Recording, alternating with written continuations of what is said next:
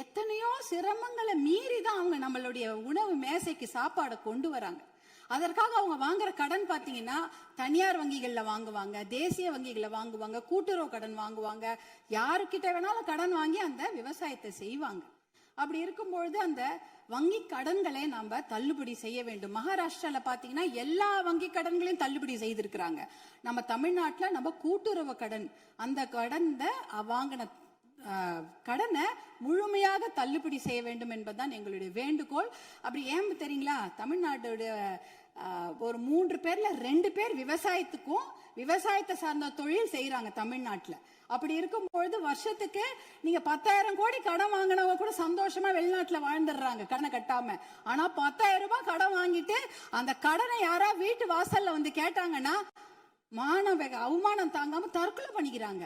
2021, 22, 23 கிட்டத்தட்ட 1968 விவசாயிகள் தமிழ்நாட்டுல தற்கொலை பண்ணி இருக்கிறாங்க. அப்படின்னா ஒரு நாளைக்கு 2 பேர், ஒரு நாளைக்கு 2 விவசாயிங்க தற்கொலை பண்ணிருக்கிறாங்கன்றத இந்த புள்ளி விவரம் சொல்லுது. அவங்களெல்லாம் நம்ம காப்பாத்தி ஆகணும். இப்ப சூப்பர் எல்னினோ வரப்போகுது.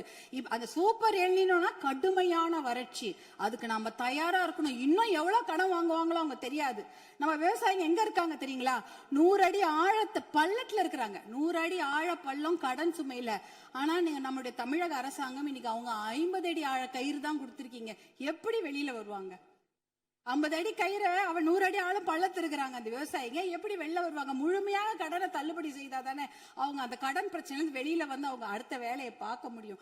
அதனால நீங்க உங்களுடைய அதிகாரிகள், மாண்புமிகு பேரவைத் தலைவர்கள், உங்கள் வாயிலாக முதலமைச்சரை நாங்க கேட்டுக்கொள்வதுதான். உங்களுடைய அதிகாரிகள் சொல்லுவாங்க, ஐயோ நிதி சுமை, கடன் சுமை, கூடுதல் செலவினம் அப்படிலாம் சொல்லுவாங்க. ஆனா அதையெல்லாம் ஒரு புறம் ஒதுக்கி வைத்து விட்டு அவர்களுக்கு முழு கடன் தள்ளுபடி செய்யணும். ஏற்கனவே 2000 கோடியா 6000 கோடியா உயர்த்திட்டீங்க.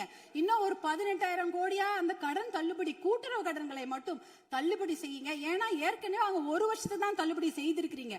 அதற்கு முன்னால ஒரு 2 வருஷம் கடன் அவங்க வாங்கி வச்சிருக்கிறாங்க. அந்த கடனையும் முழுமையாக தள்ளுபடி செய்தீர்கள் என்றால் அவங்க கண்டிப்பாக எத்தனையோ கடுமையாக உழைக்க தயாராக இருக்கிறார்கள். அவங்களுக்கு அந்த ஒரு ரெஸ்பெக்டை நம்ம கொடுக்கணும், அவங்களுக்கு அந்த நிவாரணத்தை நாம் தர வேண்டும் என்று உங்களை எல்லாம் நாங்கள் அன்போடு கேட்டுக்கொள்கின்றேன்.